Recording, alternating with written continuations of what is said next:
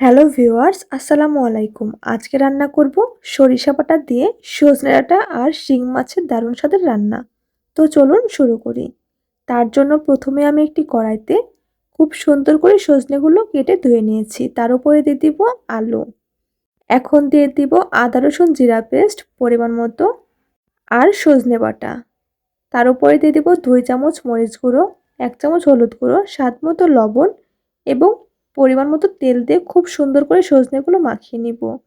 সজনেগুলো অবশ্যই মশলার সাথে খুব ভালোভাবে মাখাতে হবে। যারা সরিষার ঝাঁঝ পছন্দ করে তাদের জন্য এটা হবে একদম পারফেক্ট একটা আইটেম। দেখুন কত সুন্দর করে সজনেগুলো মাখানো হচ্ছে, দেখেই মনে হচ্ছে অনেক মজাদার হবে। খুব সুন্দর করে মাখানো হয়ে গেলে আমি এখন দিয়ে দিব পরিমাণ মতো পানি। পানি দিয়ে একটু নেড়েচেড়ে ঢাকনা দিয়ে ঢেকে দেব।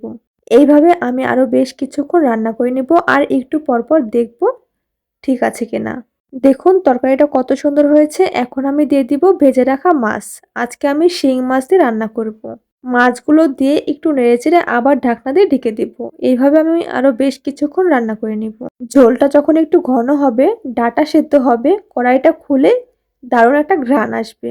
শেষ পর্যায়ে এখন দিয়ে দিব জিরা গুঁড়ো। জিরা গুঁড়ো দিলে কিন্তু এর স্বাদটা অনেক বাড়ে, খেতে ভীষণ মজা লাগে। জিরা গুঁড়ো দিয়ে একটু নেড়েচেড়ে একটি বাটিতে নামিয়ে নিব। এইভাবে সজনে রান্না করলে কিন্তু খেতে ভীষণ মজা লাগে। এটা ভাতের সাথে খেলে একদম বাড়ির গ্রামের স্বাদ বের হবে। ট্রাই করে দেখুন, দারুণ লাগবে খেতে। আজকের ভিডিওটা কেমন লাগলো অবশ্যই কমেন্টে জানাবেন। আল্লাহ হাফেজ।